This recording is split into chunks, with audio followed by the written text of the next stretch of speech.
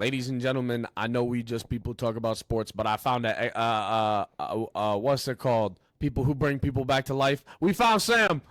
Oh, Sam, welcome back. Sam! To Mittcast. That was a shit intro, You're but a necromancer. necromancer. Thank you.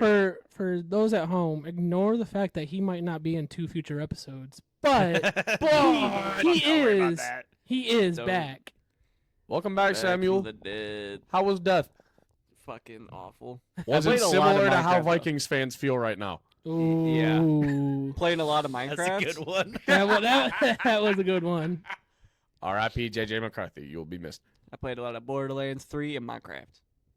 Anywho, A little, preseason week 2 review. a little deja vu for the Chiefs, losing by 1 point to the Lions at home. Wah, wah.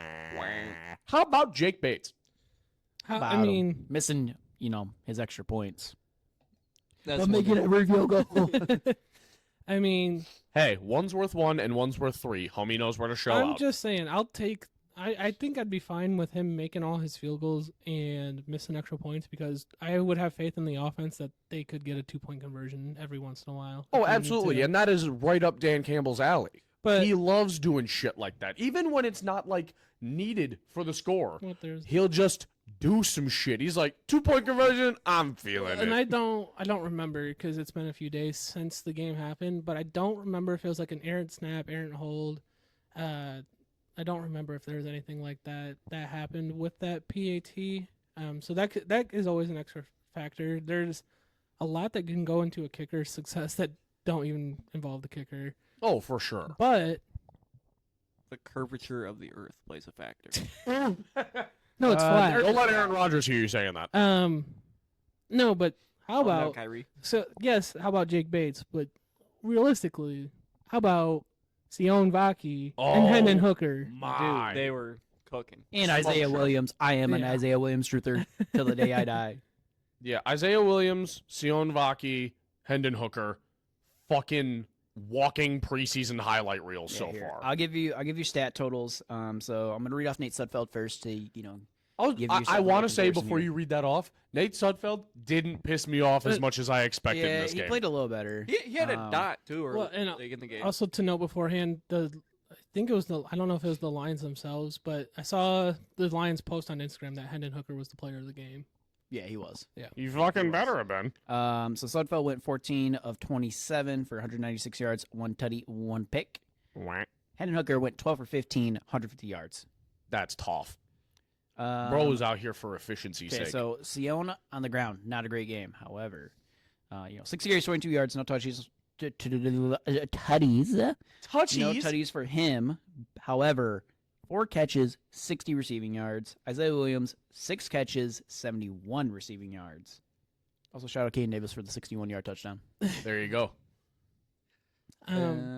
It's another quick standout because it's hard stat wise, but shout out Brandon Joseph for getting an interception in week 1 of preseason and then forcing a fumble Yeah. in this game versus the Chiefs.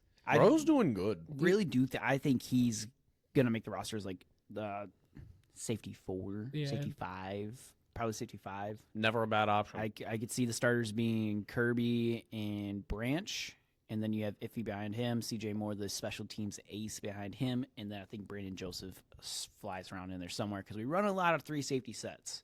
We do. I think we're missing a really obvious point to this game that a lot of people are either going to be really impressed or really kind of dismissive of, is the fact that Kansas City had a lot of their starters to start this game, and the Lions had, like, none.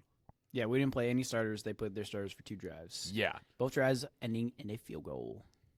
Which obviously there's Pat Mahomes doing Pat Mahomes things. That with behind the back I throw was to about to say, Travis Kelsey. That was the backwards pass, and he had a few. I don't few like good- either of those people. That was fucking silky. He had a few good deep throws, but honestly, I would say from what we saw from our secondary against Patrick Mahomes, it made me feel pretty good.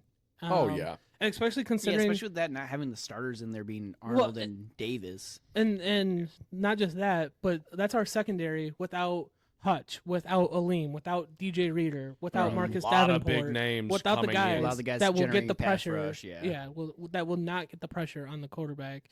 I am convinced that Hutch is going to have like one of the best seasons of any defensive player in the NFL. So I'm convinced. I mean, he had a fantastic season last year. Holding. The sacks didn't show it, but the pressure. pressures showed did. it. well, and shout out Brandon Coleman. He just made an amazing video on Aiden Hutchinson, and kind of breaking down why he is elite. Basically, some of the stats that I can remember off the top of my head is Oh, I know. I've seen the video. yep. So, on average, a typical elite star edge rusher in the NFL is going to have about 20 to 25% of the pass rush stats for a defense. Hutch had like 38%. Damn. Hutch was He's contributing putting a lot of that work. much to the defense. And you can point and say, well, he's the only good edge rusher. However, that also accounts like other 1-star edge rushers were on that list where they don't have much on the other side of them. And he was still that high. Yeah, like I think it's going to be the reason I have my claim of he's going to have a monster season. He's always looked great since the moment he got into the NFL, and even before that with U of M, he looked amazing. You could tell he has elite rushing talent on the quarterback, but now he doesn't just have Aleem rushing with him. DJ Reader, I think, is going to be a big part of that. They are spreading rushing talent on defense to give Hutch more space. yeah, and Well, you got to think about it is instead of double teaming one of Hutch and or Liam, now you have to try to do all three. Yep. And DJ Rader himself might just pull up a double team because of how large of a Yeah, human correct. being he's he not a is. small He's man. a big and boy. if Marcus Davenport can stay healthy, Yup, that's we've another seen big what piece. he can do when he's healthy. So that just creates so much pressure on I any feel offensive like- line. I feel like just the four of us watching games last year on defense, we're almost always eyes on Hutch. Almost always. I know I was, but that's because I was Obviously, a lot of jersey owner. attention to CBs and safeties because we had a lot of good plays for them last year, but we now have a lot of moments from us last year watching Hutch almost always complaining about how the hell is that not a hold? Sweet Lord. Everybody take a drink. Zach yelled about holding. Yeah, But now you've got Hutch, Aleem, Reader, and Davenport if he can stay healthy. That's a lot of problems. Lots of problems coming at your QB in swift fashion. Yeah, but getting back to some of the things that we saw in, actually, I'm gonna take a side step before we get into that. I think, and if maybe even after the end of this season, it's already looking very stupid what they did. But Jacksonville deciding to take Trayvon Walker instead of Aiden Hutchinson will probably go down as one of the worst draft moves in recent memory. I was just thinking Because about that the other day. Aiden Hutchinson was number one at the end of the college football season. Number one up until we got to like close to the combine, and then all of a sudden he flew up there. What kind of and magical voodoo did Brad Holmes have to put in the water for him That's- to drop to the Lions at 2? That's the NFL script That's writing mainly coming to Trent. the Lions.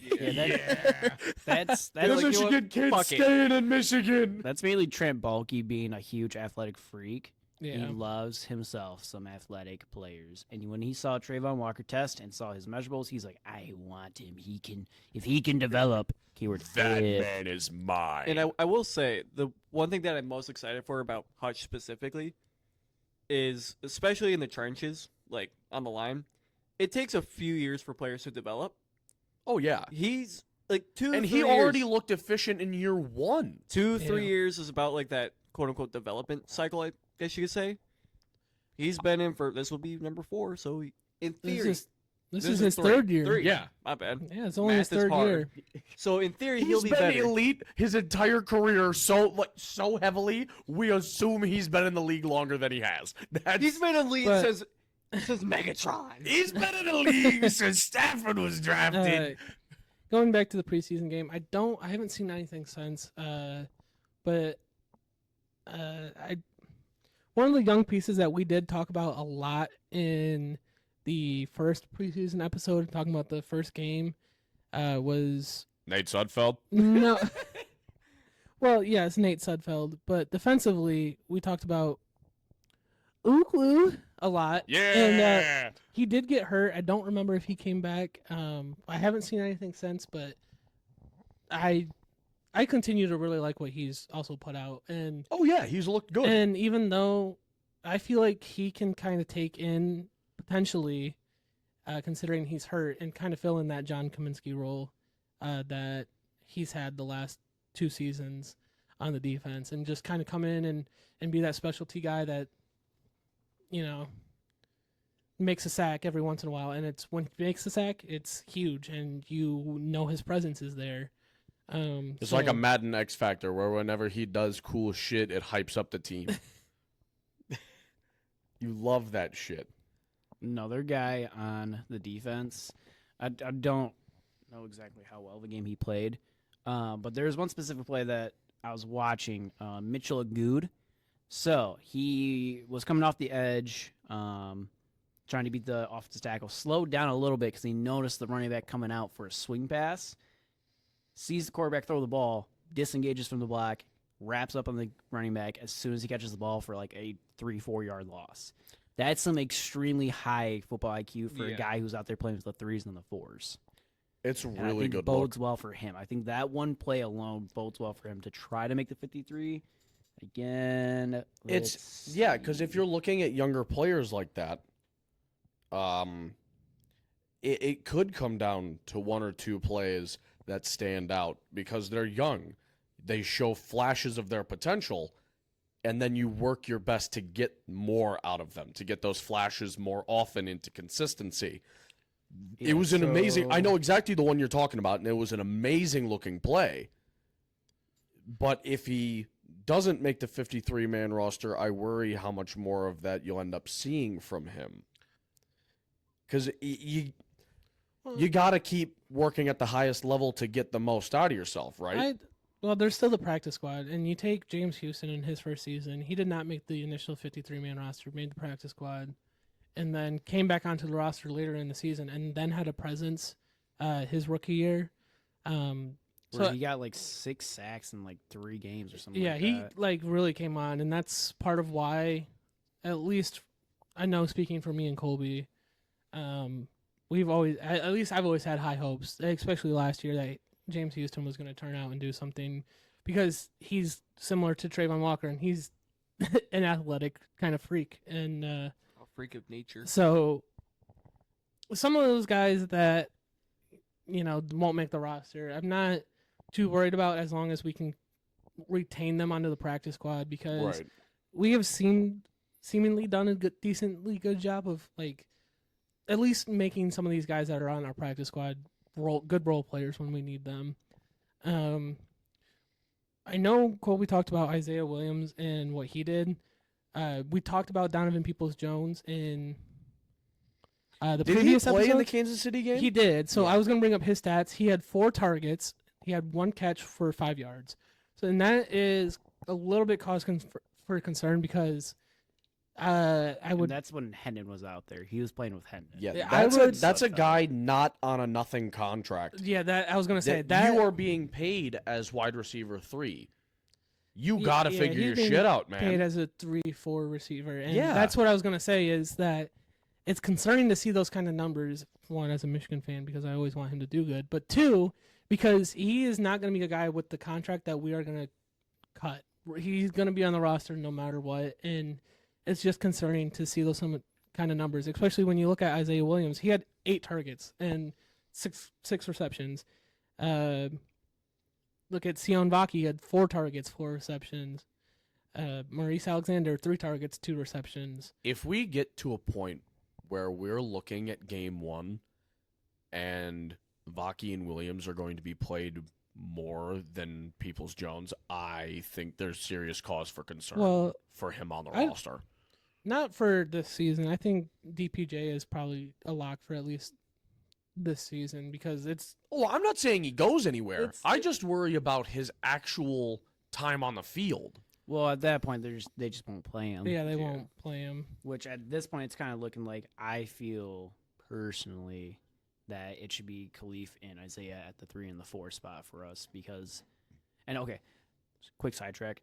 I did see a tweet, I think by Colton Pouncey, who's a Lions beat reporter, saying, you love what you see out of Isaiah Williams, but can you justify that when Khalif fills every single role that he fills? And I think yes, because why the fuck would you not want a guy that explosive with the ball in his hands on your roster, regardless? I wholeheartedly And- agree. Hold on, let me double check this. My thought is explosiveness brings unpredictability when it comes to the snap. You never know what's going to happen, and Dan Campbell's all about that But shit. and not just that, but Isaiah Williams is 23, Khalif is 30.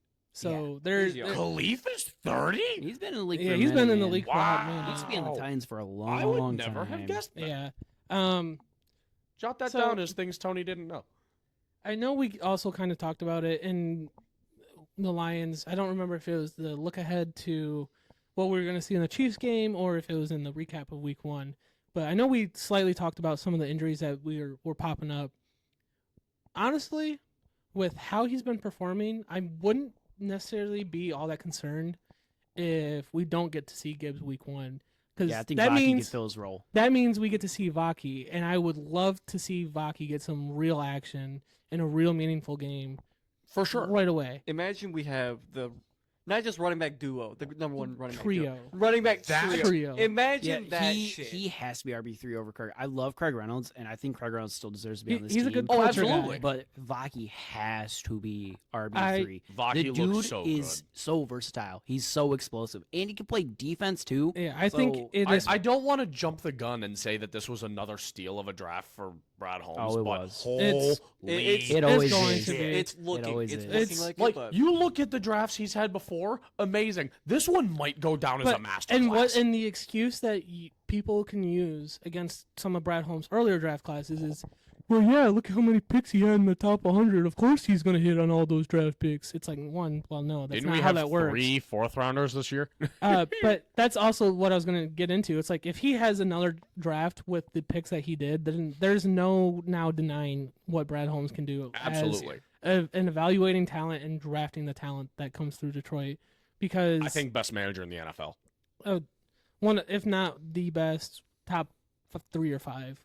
I mean, Because there are guys like John Lynch and, and Howie Howard Roseman. Roseman. Those are yeah. probably the 2 guys I would put above him right now. The 49ers and Eagles GMs. Yeah, the Eagles did have a hell of an offseason, too. They did, but Oof.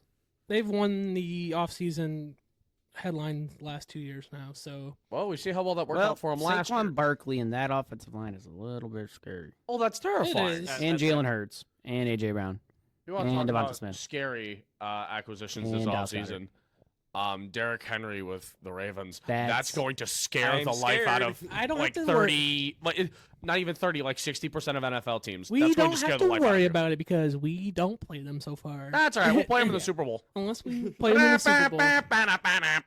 Yeah, Ravens might the be fuck is this Hartford? my favorite AFC team to go to the Super Bowl besides the Chiefs because of the Derrick Henry addition. Dude, and it what they're looks going to do filthy. with Derrick Henry. and Realistically, Lamar Jackson what did the in Ravens backfield. even lose this offseason? Um, And then they added Derrick Henry. Kevin Zeitler.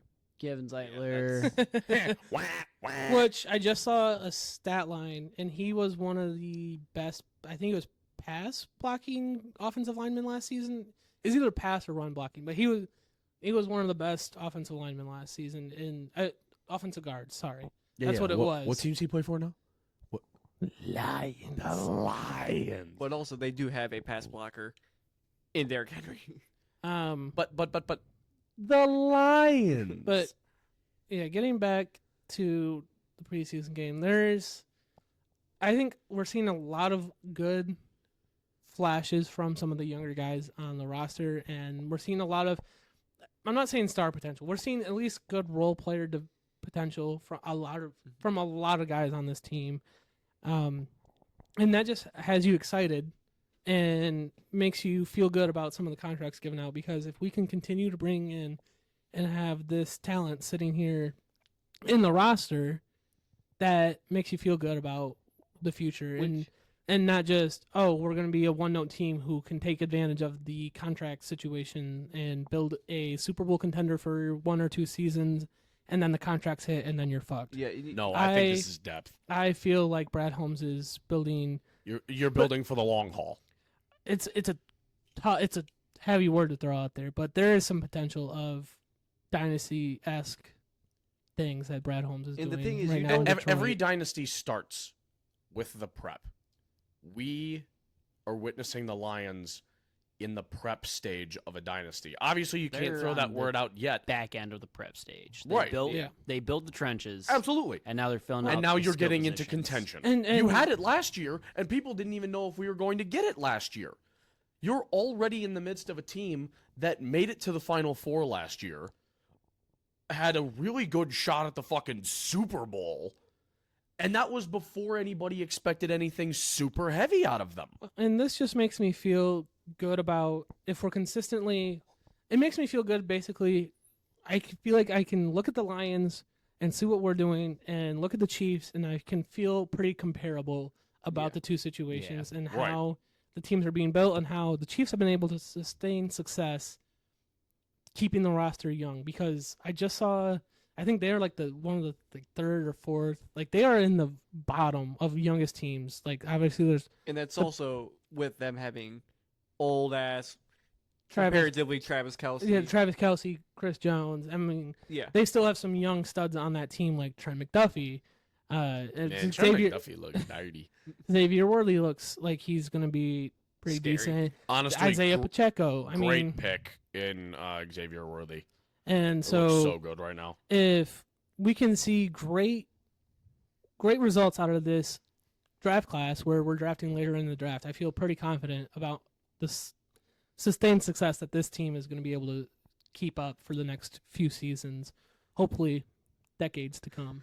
I love how this episode went from week 2 preseason review to this is the Lions dynasty So path. no, this is basically what we are getting from watching the 2 preseason Yeah. games, is that there is a lot of depth being built on this team, and Which It's- is how you win football games. yeah, in which Yeah, like I was gonna say earlier, you don't necessarily need a shit ton of stars, which we have, but if you can have like your quote unquote worst support or role player be still pretty freaking good, you're set. It's telling when you see the kind of success you get out of the Lions without any of them being bona fide superstars other than, I'd argue, Amon-Ra St. Brown, Penei Sewell Panay Sewell. and Hutch. I think you throw Hutch in there. I think those are the three. Like, Jared Goff isn't classified as a superstar. But yeah, there's enough He people has- out there that Yeah. he's like, oh, they're not. He's not top 10. Yeah, he's not, no. he's not. You've got enough Jared Goff haters in the world that he's not in that conversation. Gibbs isn't in there. Monty isn't in there. Laporta isn't in there. You've got, and that's just offense. Well, Well, that's and just some- offense. by Laporta, Hutch. Laporta might be Yeah. superstar I was level gonna for say, tight end. I was gonna say, let's Yes. Gibbs and Laporta might get there. They're still people. Oh yeah, no, I people- don't think Monty ever gets there. But Gibbs needs to kick Monty Monty, will- out of the backfield. Yeah, Monty won't get there, but Gibbs has the potential. Laporta will get there. Yes. He, I think Laporta I will end up think being. arguably he is already the I third would- He's best the tight next- end in the NFL. He's the next Gronk, dude. He and, is. and who's ahead of him? It's I would- Travis Kelsey. I'd put and Travis Kelsey and Mark Andrews. Mark Those are Andrews. the That only. makes would sense. put Travis Kelsey and George Kittle. I was thinking Kittle as well, I think but I Andrews don't is know if I dying, like him more than I like. I I think Laporta. the- think he blocks better than Andrews, but Kittle, Kelsey's way better receiving. Kittle is better all around. Absolutely worst But it's case not by scenario, much. Laporta's number 4. Yeah. That being said, who the fuck is putting TJ Hawkinson over Laporta? Vikings You guys fans. are Absolutely not. fucking drunk. I Vikings did fan. a He can't block. We know that. I did a fantasy football Trust. draft We today. had him for 3 Correct. years. You know who the second overall first tight end taken was? Hmm. Sam motherfucking Laporta. Bing bong. Like he was like second or third overall taken. So yeah, Dude, this- he's gonna have a monster season too. Yeah, you mentioned that this was supposed to be a preseason week 2 review, but I think it still is. I think It this is. is just us being excited about. Preseason is What for has- one thing and one thing alone: looking to the future. Well, not for all teams. I mean, you have some teams that are using it to see just they need these guys, and I Huh? Does Daniel Jones remember how to throw a football? honestly don't feel like obviously we can use any of these guys, but I don't feel like we are in the desperation point where we need any of these guys that we have mentioned and brought up in this. Like The Lions. Isaiah Williams, like yes, he would be lovely to have, but Yep. we don't need him. Sion Vaki, he'd be lovely to have, but we don't need him to be a superstar. Uku, we don't need him to be a superstar, but it'd be lovely to have him on the depth. This would make Child Colby and Child Zach cry. The Lions are faced with the world's greatest problem. Too much Options. Options, yeah. Options. We have a It- buffet. It's not relevant to the Lions situation, but it's the age-old saying of if you have two quarterbacks, you have none, and that might be the situation that not necessarily quarterbacks, but that might be the situation we're getting into with some of these positions where we might have too many decent like role players, and Yeah. it might I become got too many options. Like Because- it's the buffet paradox. Like you go to a buffet, you're like, I have so many options, but I have 0 options. Yeah. Or like when you stare at your desktop, you have like 40 games on it, and you're just like, I have no games to play. 40 games. that's Looking at the Steam library, Yeah, all the listen. indie bundle games you Yes. bought. that's All yeah. It's like 150 when Steam games I own. yeah, Played 35. but of them. and I mean we haven't, Sam staring at his desktop. What am I gonna play? We- Anime Island Adventure 4. and we haven't even mentioned Christian Mahogany or Gio. We haven't mentioned either of the two offensive linemen that we drafted. Nope. Not at all in this video. I mean, I just did, but Name drop. Name drop. I mean, I don't believe Mahogany's played though. I don't think he has. I Not don't from- remember hearing his name. I don't think Gio played week 2 either. He did. He play. did. He He played did. a little bit. He so. didn't have a penalty this time, so you didn't hear his name. That's like it's the thing with offensive linemen. You never know they're The there world's, until they the world's until they commit a greatest holding penalty. performance from an offensive lineman is you not knowing they're out there. Yep. Yep. And the part of the reason why we know Sewell's out there is because of one of how fucking like vocal he is as a person and how much his personality is Such a always shown on the great field. personality, But, man. I mean, he also gets out there and catches some balls sometimes. You know. Penei Sewell my- fullback. one of my favorite Lions clips out of the last 5 years was Penei Sewell's reception against. It's oh my God, who even was it? Minnesota. Yeah, Minnesota. It's not just that, but it's even funnier when you combine it with the fact that I don't remember where it was asked, but when Dan Campbell was asked about it, he's like, "Yeah, I was just looking at the crowd doing the wave." And when they came on, they're like, "Coach, do you want to run this play?" And he went, "Yeah, I want to run that play." And then he said he looked at the field. He's like, "What the fuck are we doing?" I fucking love that. Dan Campbell in the he's middle, just like, looking at the wave. Hey, coach, you want to run this play? Yeah. just staring off into the sunset. Yeah, sure, man. What Wait, the huh? hell is going on? What's Penei doing out there? That's so good. He's like, yeah, man, whatever. Why's Penei lined up over there? But yeah, I think we've seen a lot of good things 2 weeks into the preseason for the Detroit Lions. It's enough to make me excited more for week 1 than I thought I was. Correct. And we'll get into what we kind of want to see for preseason week 3 in the next episode that we talk about, and some of our expectations, what we want to see.